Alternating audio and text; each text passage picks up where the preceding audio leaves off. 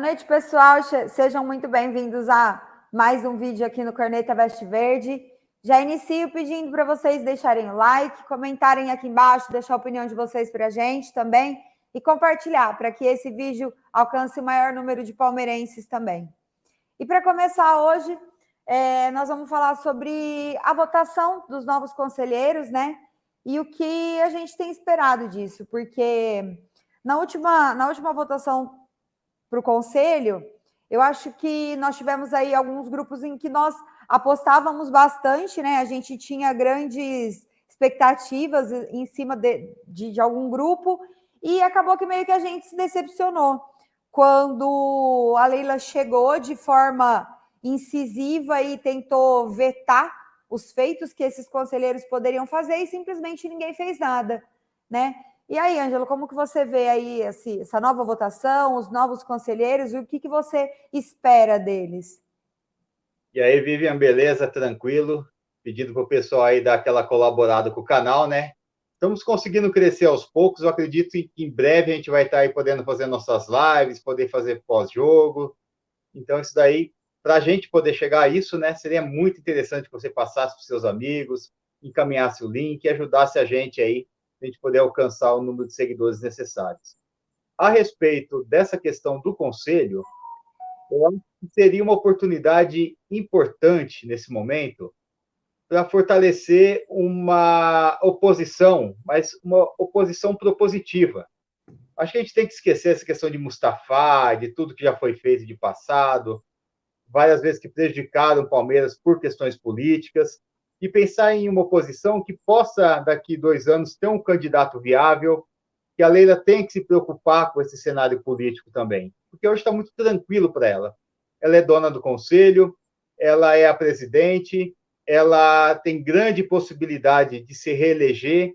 Por quê? Porque a oposição não tem esse papel forte no Palmeiras, esse papel propositivo, de chegar para ela e apertar quando precisa, e não deixar tudo como ela quer.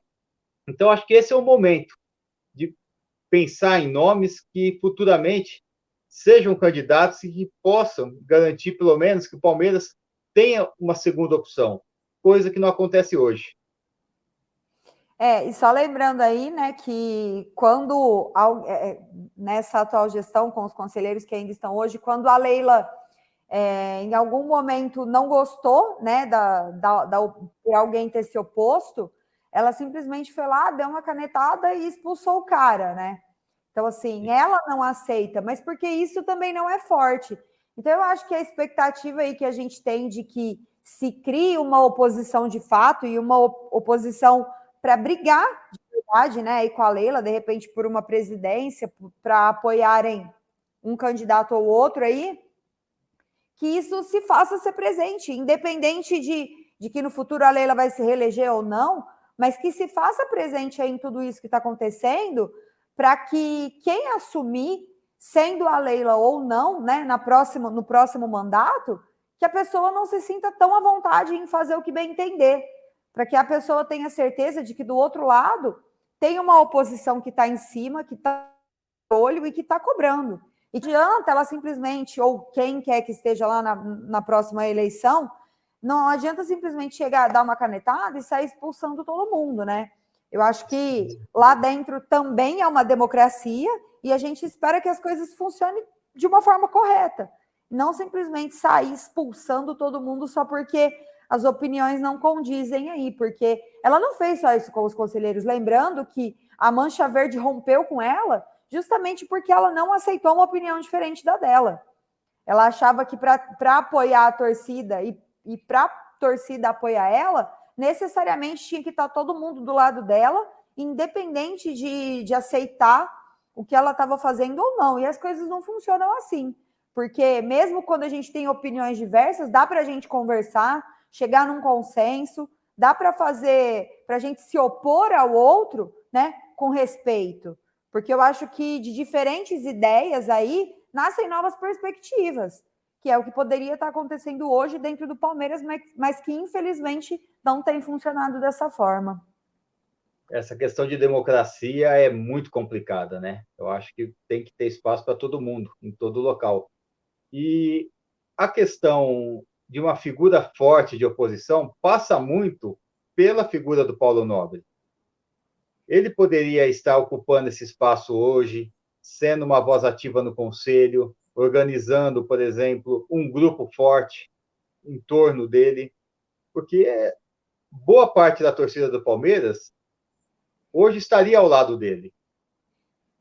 Então, tudo isso passa muito pela figura do Paulo Nobre, que poderia se organizar, voltar, pelo menos a frequentar essa vida política do clube, para colocar uma sombra na Leila. Será que se o Paulo Nobre estivesse mais ativo em relação ao conselho, essas questões políticas do Palmeiras, ela estaria tão tranquila na busca por reforços? Será que se ele estivesse ali frequentando e como acenando com a possibilidade de ser candidato, ela não estaria talvez pensando em trazer um jogador que pudesse movimentar o futebol e mostrar uma força, um dinamismo por parte do Palmeiras? Tudo isso passa pela questão política. É a mesma coisa de um prefeito, de um governador, de um presidente. Quando ele vê que está tranquilo, ele toca do jeito que tiver que tocar. Agora, se ele percebe que está surgindo uma outra figura política que possa representar algum tipo de risco, ele vai correr e vai se movimentar, ele vai buscar as coisas. E a Leila é a mesma coisa. É a mesma coisa. Então,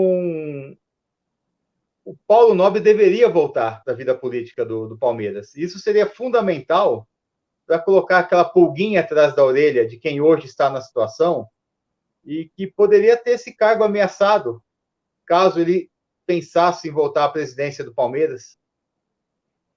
Eu concordo. Eu acho que se a Leila tivesse uma sombra aí, tivesse algo que colocasse medo aí, né, numa possível reeleição dela aí, que ela não tivesse tanta certeza de que ela de fato fosse se reeleger, eu acho que hoje a gestão dela seria menos criticada do que é, porque eu acho que ela estaria atuando de uma maneira muito mais incisiva, saudável e fazendo o que de fato precisa ser feito dentro do Palmeiras.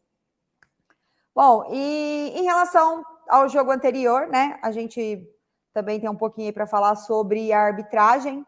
A gente viu um jogo muito violento aí, com uma arbitragem um tanto quanto fraca. E aí, para o próximo jogo, temos um clássico, né? Corinthians e Palmeiras com o Klaus apitando. E aí, como que você viu esse jogo lá em Diadema e o que você espera da arbitragem para o clássico? O primeiro ponto, eu queria ressaltar a parceria da Federação Paulista de Futebol com o Agro, né? Afinal de contas, liberaram para fazer um jogo de futebol num pasto. Você via pela televisão que o gramado não tinha a menor condição de jogo. O jogador não podia nem dar toque de primeira, ele tinha que matar a bola, esperar para poder tocar. Isso daí, com certeza, prejudicou muito o jogo do Palmeiras. E o árbitro foi completamente conivente com a violência dos jogadores da Água Santa. Aquele lance em cima do Dudu, o mesmo rodízio de faltas que aconteceu durante o jogo, em cima dos principais jogadores ali da frente, ele deveria ter, já no início do jogo, começado a amarelar esses jogadores para evitar com que a violência chegasse onde chegou. Queria destacar também a questão do Hendrick, né? Você viu o zagueiro, dava 2 dele e tentou, de toda maneira ali, ficar provocando o Hendrick, e ele não caiu na provocação. Isso mostra um lado legal, né? Que é um menino de 16 anos que poderia muito bem ter perdido as estribeiras ali, ter brigado, ter feito alguma coisa com o zagueiro. E, mais uma vez, preocupante a questão da arbitragem, né? Que foi lá, amarelou um, amarelou outro, e ficou por isso mesmo. E, em relação ao Klaus, eu não sei o que eu acho do Klaus, para ser verdade, para ser assim, verdadeiro. Na final contra o São Paulo, no segundo jogo, ele foi muito bem na arbitragem. Ele soube interpretar lance, ele foi seguro nas decisões. Aí depois, o jogo seguinte, eu não vou lembrar contra quem foi, pegou, que legal, tomara que ele siga aquela mesma linha. E não foi. Então, eu tenho muitas dúvidas a respeito desse clássico de quinta-feira, porque, primeiramente, são momentos bem distintos, né? Palmeiras aí numa crescente, conseguindo apresentar um futebol melhor do que apresentava no início do campeonato, contra um Corinthians que tem sérios problemas, né? Você percebe que um jogo vai bem, no outro jogo já acaba amarrando, e passa muito pela arbitragem o andamento de um bom clássico. Então, ele tem que chegar lá e, acima de tudo, mostrar personalidade, mostrar que tem condições de tocar esse clássico e que não tem aquela impressão que vai ser mais um juiz caseiro que é colocado ali no estádio do Corinthians, né? Eu acho que seria bem importante aí a gente pegar os últimos jogos que o Klaus apitou para o Palmeiras, né? Pelo Palmeiras, e a gente catar aí em números, né? Quais foram os acertos e quais foram os erros. Quantos desses erros acabaram sendo diretos aí no resultado final da partida? Porque me incomoda um pouco o fato de ser sempre ele a apitar um clássico, sabe? Eu acho que existem outras pessoas que são competentes, ou pelo menos que eu espero que sejam competentes o suficiente para apitarem esse tipo de jogo também, né? Então me incomoda um pouco ser sempre a mesma pessoa. E eu, sinceramente, questiono bastante aí a qualidade técnica dele, porque eu acho que muitas vezes ele deixa a desejar, sim, e não estou falando só pelo Palmeiras, não. Eu falo ele arbitrariando de uma forma geral mesmo. Eu sou, eu, eu sou grande crítico em relação a toda a arbitragem, né? Passou da hora do Brasil formalizar a questão da profissão de árbitro, garantir um bom salário para que ele possa se preocupar apenas com isso. É ridículo você ter. Hoje ainda parou na televisão, mas você vai lembrar que um tempo atrás, fulano de tal é o árbitro da partida, ele é árbitro e durante a semana ele é alfaiate, ele é professor de educação física, ele é advogado. E eu acho que tem que acabar com isso. Quantos árbitros são necessários hoje? A CBF precisa de 100 árbitros para tocar o futebol brasileiro. Será que é tão difícil que falta dinheiro para a CBF para poder garantir um bom salário, garantir estrutura, uma melhor condição física, uma melhor condição técnica, trazer gente de fora para ajudar em todo esse processo? Acho que falta um pouco de boa vontade. Às vezes a gente culpa o árbitro, mas é complicado para ele também, né? Porque durante a semana ele está com os afazeres dele e no final de semana ele vai apitar um Palmeiras e Corinthians. Até onde ele se preparou psicologicamente para isso? Não, eu concordo com você. Eu acho que profissionalizar hoje seria o meio mais correto, aí, a forma mais correta de dar andamento nisso. Até porque cada dia que passa, o futebol exige mais profissionalismo de todos os lados. E com a arbitragem não é diferente. Com a arbitragem não é diferente. Eu acho que quando você dá condições a uma pessoa para que ela exerça de forma profissional, de forma correta e valorizando o trabalho dela, ela tende a se comprometer muito mais com aquilo que ela está fazendo. E, por outro lado, você também tem o direito e o dever de cobrar mais dela, né? Então, eu concordo plenamente com você em relação a profissionalizar aí os árbitros. Concordo mesmo. E em relação aí às nossas crias da base, né? Giovani recebeu aí uma proposta, né? Aliás, disseram que o Barcelona faria uma proposta ao Palmeiras pelo Giovani e já de cara aí o Palmeiras já deu a negativa, falou que não tem interesse em negociar ele agora, porque sabe que ele ainda tem muito a render aí pelo Palmeiras e ainda pode nos dar muitas alegrias com títulos e com valores em caixa. O que você acha disso? Você negociaria o Giovani agora? Você acha que deveria fazer uma negociação já pensando no futuro, igual a gente fez com o Endrick? Como torcedor, não. Como torcedor, ele tem que ficar no Palmeiras, porque eu sou muito fã desse moleque.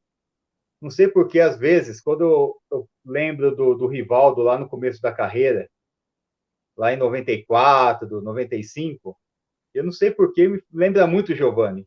A questão da habilidade, da maneira como que ele consegue colocar os companheiros ali na cara do gol. É um menino muito acima da média. E como E a gente torcedor, esperou tanto tempo para ver ele em campo, né? então, justamente. E como torcedor, eu acho que ele tem que ficar no Palmeiras. Ele tem que entrar nesse projeto, na minha opinião, de ser do time base do Palmeiras, né? Já que o Palmeiras não tem os inegociáveis, colocaria o Giovani nesse meio também. Porém, hoje mudou muito a questão de mercado europeu. Com 20 anos hoje, já é velho para você ir para um time de ponta. Então, até que ponto é justo também com esse menino? Porque se ele não for vendido para o Barcelona agora, talvez na próxima janela ele já não interesse mais a esses clubes de ponta. Ele vai ter que ir um clube de segunda prateleira para depois fazer um bom trabalho ali e em seguida ser vendido. Então, como torcedor, por mim, ele fica. E ele é titular. Na minha cabeça, ele é titular do time. Porém, se surgisse uma oportunidade, sei lá, 50 milhões de euros, como você vai segurar um menino desse? É quase impossível, né? Então, eu estava vendo em relação a valores e eu li alguma coisa de 30 milhões e eu achei um valor bem absurdo, assim. Eu achei pouco, porque eu acho que ele entrega para a posição em que ele joga. Eu acho que o Giovani deveria valer muito mais. Eu, sinceramente, 30 milhões, eu nem pensaria em iniciar uma negociação com esse valor, assim. Eu acho pouquíssimo, assim. Até porque também não acho que o Palmeiras está em boa fase para negociar, porque os negócios que o Palmeiras tem feito têm sido bem ruins, assim. A maneira como as coisas têm se desenrolado para o Palmeiras, como eles estão aceitando forma de pagamento e até valores, acho bem questionável tudo isso, assim. E eu acredito, sim, que o Giovani ainda tem muito para render, acho que ele está só começando. Eu discordo quando você fala que 20 anos é muito velho para ir para a Europa. Eu discordo um pouco disso, tendo em vista que eu concordo com, às vezes, né? Eu concordo com o Abel quando ele fala que é muito novo, calma, tem que dar tempo. Então, assim, se eles precisam desse tempo aqui no Brasil, lá na Europa também não é diferente, porque afinal o Abel é de lá, a escola dele é de lá.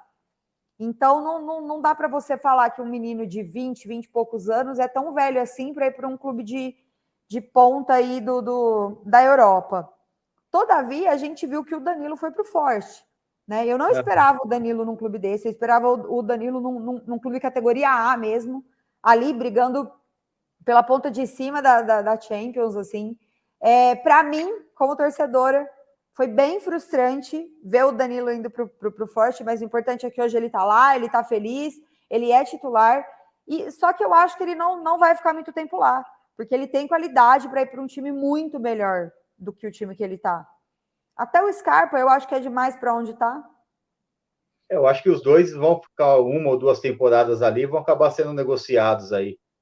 O grande problema da questão hoje é a Europa, como vê o futebol brasileiro? Vê na quarta prateleira. Então, o futebol brasileiro perdeu muito do que era anos atrás.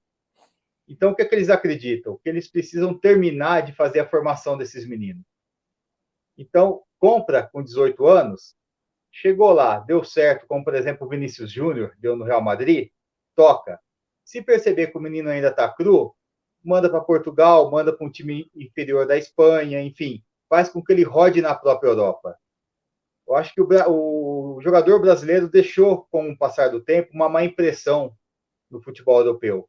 Daquele que não aceita ficar no banco, vide Gabigol, que achava que tinha que ser titular da Internacional e acabou virando o que virou. Então, jogadores que, por exemplo, não se adaptam com a questão de clima, não querem treinar no frio.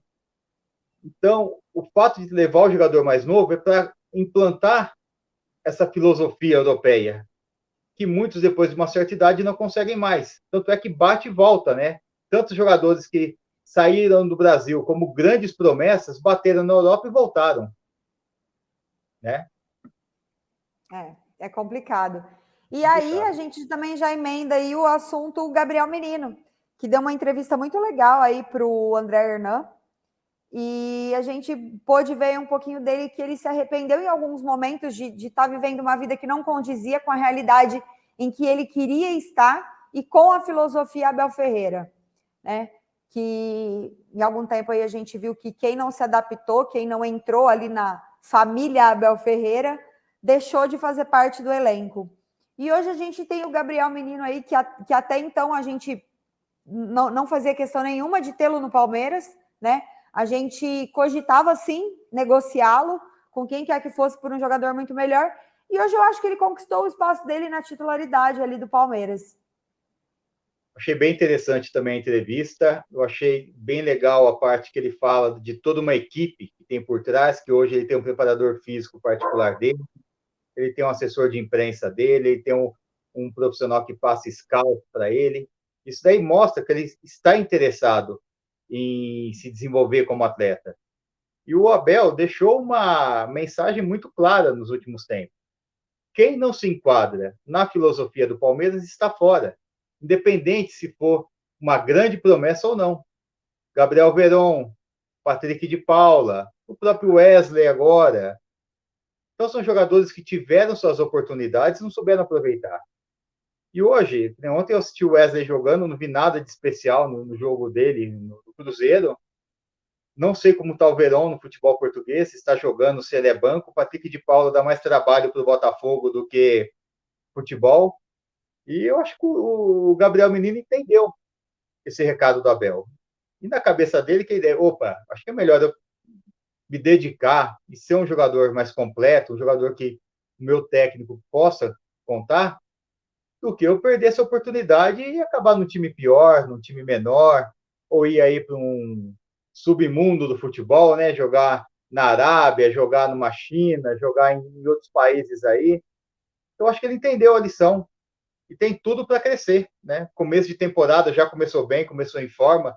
Eu acho que isso daí conta muito para que ele possa chegar no meio do ano aí voando e tomando conta desse meio de campo. E é interessante, porque em relação ao Danilo, o Danilo ele é mais completo, né, por correr mais o campo, por ter uma maior mobilidade, só que o Gabriel Menino tem um chute melhor, de fora da área, ele ajuda melhor na formação das jogadas, tanto é que o Zé Rafael foi para a cabeça da área, né, deixou de ser o 8 para ser o 5, o Gabriel Menino pega 8 e acaba ajudando, né, o Veiga nesses momentos que precisa de maior criação do time. E para o jogo aí de quinta-feira, né? Eu particularmente espero que o Gabriel Menino seja titular aí. Pelo que a gente andou vendo durante essa semana, no final de semana e essa semana, existe uma dúvida aí, né, em quem vai entrar na frente, se vai ter uma rodagem do time, e isso me preocupa um pouco, porque, assim, hoje eu vejo o Palmeiras fisicamente e em relação ao elenco, né, aquela coisa de entrosamento, melhor e mais preparado do que o time do Corinthians.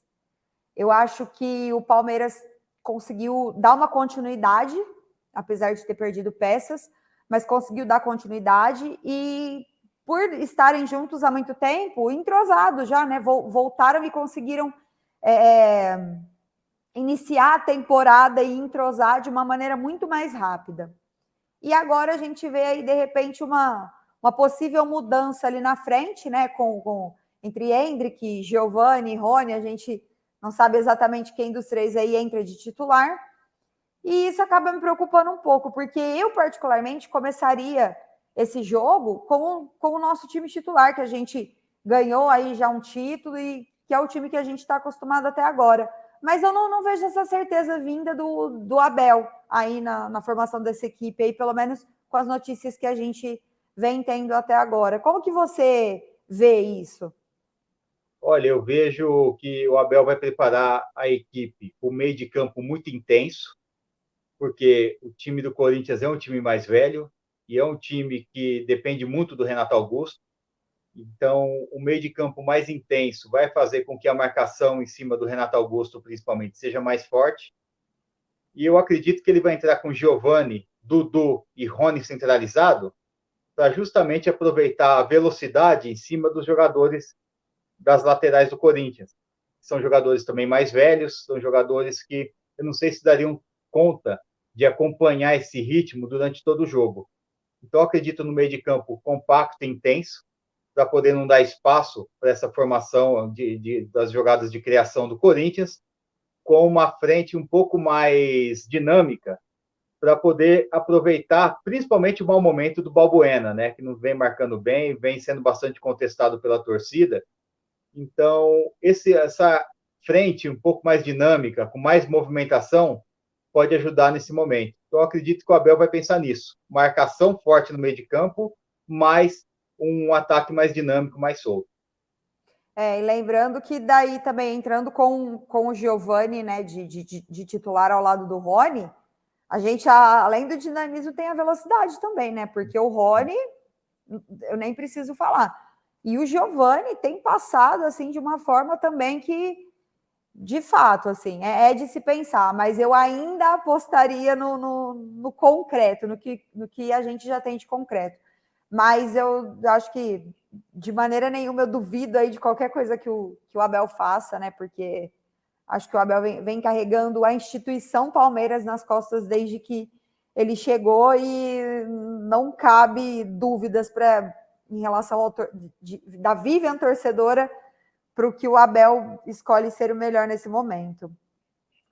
Mas quer ouvir o que eu queria mesmo? O que eu queria, do fundo do meu coração? Eu queria que o Palmeiras ganhasse, mas assim, 1-0 com gol do Atuesta. Os caras imputos da vida, sabe? Querer derrubar o estádio. Já pensou que louco? Eu não sei se eu escolheria um gol do Atuesta, porque eu acho que o Atuesta não escolheria zoar como alguns fariam, mas de repente com um gol do Gabriel Menino, sabe? Porque o Gabriel Menino é torcedor, o Veiga é torcedor, sabe? Para ter aquela provocação. Igual. Mas assim, o gol do Tiriça, sabe? O gol do Tiriça. Lembra aquele Palmeiras e Santos que o Palmeiras ganhou com o gol do Lucas Esteves? Acho que era isso na lateral. Eu lembro. Eu cheguei para um amigo meu santista e perguntei para ele o que foi pior, a derrota ou tomar o gol do Lucas Esteves? Ele falou, não, tomar o gol do Lucas Esteves foi pior. Então, não, mas eu acho que eu prefiro ver um torcedor em campo zoando a torcida do Corinthians. Ainda mais lá dentro, na casa deles. Vai ser sensacional poder vivenciar isso. Igual o Rafael Veiga com cheirinho, sabe? Ia ser sensacional. Mas eu acho que vai ser um jogo legal. Eu confio muito no Abel, nessa formação, nesse trabalho. Eu nunca vi um técnico, eu acho que dou mais crédito até à equipe do que propriamente a ele, do estudo que ele faz em cima do adversário e da maneira como que ele consegue montar a equipe em cima das falhas desses adversários. E com certeza. Ele tem uma leitura de jogo que ninguém consegue ter, mas é mais que isso. Ele tem didática para passar para cada jogador o que vai acontecer no jogo e o que o cara precisa fazer. Eu acho que essa didática, isso que ele consegue, a maneira como ele consegue transmitir isso para o elenco, para cada um dos jogadores, ele esmiuça a informação e acho que é isso que faz com que cada um atue da maneira como atua e com que o Palmeiras seja o que o Palmeiras é hoje. Com certeza. É muito a cara do Abel Ferreira. É muito a cara do Abel Ferreira o Palmeiras hoje. Eu acho que ele entendeu um clássico, né? Porque no começo eu que ele não entendia muito bem o que era um clássico para o palmeirense, né? E agora eu conversei sobre isso hoje com uma amiga minha. Lembra no primeiro jogo, Palmeiras contra o São Paulo? Eu não lembro quem foi o mandante, mas, cara, eu lembro que eu fiquei tão irritada, mas tão irritada. Ah, foi aquele jogo do Luiz Adriano, não foi? Que ele colocou o Luiz Adriano, mesmo depois de tudo que o Luiz Adriano tinha feito? Isso. Antes da final da Libertadores contra o Santos, não foi? Isso. E aí eu falei, cara, o cara não conhece o que é o São Paulo para o torcedor palmeirense. Para ele ter feito isso, ele não conhece. E hoje eu já acho que ele conhece. Hoje eu acho que ele enxerga, sente e pensa como um torcedor. Ele consegue ver isso de outra forma. Hoje ele sabe o que é um Palmeiras e São Paulo. Mas até então ele não sabia, não. Porque até hoje eu tenho mágoa dele por causa daquele jogo. E assim, o ano passado andou em cima do Corinthians, né? Os 3 jogos foram 3 vitórias tranquilas, nenhum jogo que falasse não correu algum tipo de risco. Foi muito sossegado essa caminhada em cima do Corinthians. E começar o ano da maneira como está começando, com o título, né? Com o time começando a se desenvolver em campo. E se ganhar esse clássico, traz muito mais moral, muito mais força para essa equipe para chegar melhor na fase decisiva e também começar bem a Libertadores, né? Tem isso. Começa a fase decisiva do Paulista já pensando também em Libertadores. Com certeza. E eu acho que diante desse jogo também o Abel vai ver aí um plano B para atuar em 2 campeonatos. Assim, eu acho que o Abel vai conseguir ter um pouquinho mais de visão do que pode ser utilizado para 2 campeonatos diferentes aí também. Eu acredito que esse jogo vai valer muito para isso, porque são jogos importantes que nós temos aí pela frente, né? Então, acredito que vai ser assim também. E o meu palpite para o jogo aí, para o clássico, vai ser de 2-1, de virada, com um gol do Veiga, tendo a oportunidade de dar uma zoadinha neles dentro da casa deles. Não, eu vou manter a minha mandiga, 1-0 gol do Atuesta. Ó, e se eu ganhar, eu viro ídolo, hein? Aí eu quero ver, hein? Quem me aguenta no próximo vídeo, hein? E vocês, pessoal? Qual que é o palpite de vocês aí para o clássico aí? Corinthians e Palmeiras. Deixa aqui os comentários, deixa seu palpite aqui embaixo também. E conta pra gente, já fez alguma aposta, Ângelo? Cara, ainda não apareceu. Eu também ainda não fiz não, mas pretendo fazer. Pretendo fazer porque esse jogo, eu confio muito que a gente vai ganhar sim, apesar de tudo o que rodeia um clássico, né? Não ser só a preparação de dentro de campo, porque um clássico a gente sabe que é muito mais que isso. E ó, hoje eu estava conversando também com a mãe de um aluno da escola de minha filha estuda, que eu falei que eu queria ter a oportunidade de voltar aí nesses jogos. Cara, que saudade que eu tenho de ir para clássico. Que saudade. Mas assim, com duas torcidas. Eu falo de ir com duas torcidas. De ir para a Arena dos Gambá, de ir, sabe, nesse nível, assim, porque era muito bom. Eu espero que a gente tenha aí a oportunidade de vivenciar isso logo aí. Espero que a federação comece a ver isso com outros olhos, apesar de tudo que tem acontecido. E assim, né? Pegar essa galera que está entre 40 e 50 anos, o Dia da Paixão Palmeirense marcou a vida de todo mundo, né? Eu tinha 12 anos na época e você não sabe o inferno que foi minha vida naquela semana. Entre o gol do Viola, de porco, e o outro sábado, onde aconteceu o segundo jogo, eu fui inferno, porque eram 2 ou 3 palmeirenses na sala, o resto era tudo gambá e torcedor de São Paulo, e nossa, foi inferno aquela semana. Então, Você até brigava hoje, na escola? Eu brigava. eu não chegava a brigar, nunca fui assim de briga tal, mas eu ficava puto da vida, né, com tudo isso. Eu fui, E porque eu não aceitava a zoação de ninguém. o povo falava de, pô, jogo contra o Flamengo na Libertadores, né, a final contra. Para mim, não tem nada parecido que aquele dia lá. Aquele 4-0, mas lavou a alma tão grande, meu, tão grande. E olha, até hoje, viu, eu não esqueço. E toda vez que.